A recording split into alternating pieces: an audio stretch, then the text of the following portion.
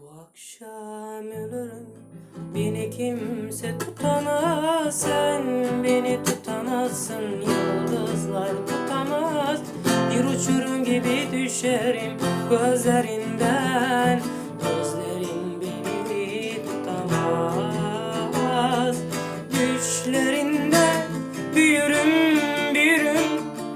Kabusun olur ölürüm.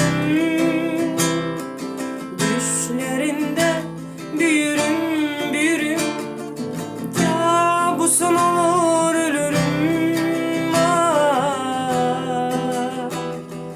Bu akşam ölürüm, beni kimse tutamaz. Sen beni tutamazsın, yıldızlar tutamaz. Bir uçurum gibi düşerim gözlerinden. Gözlerin beni tutamaz. Bir şiir yazarım, bir türkü söylerim. Bir sen olurum, bir ben ölürüm. Bu akşam ölürüm, sırf senin için. Beni ölüm bile anlamaz.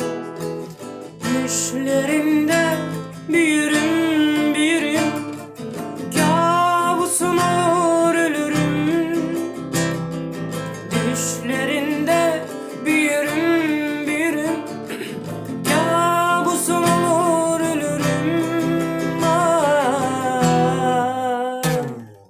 Bu akşam ölürüm, beni kimse tutamaz. Sen beni tutamazsın, yıldızlar tutamaz.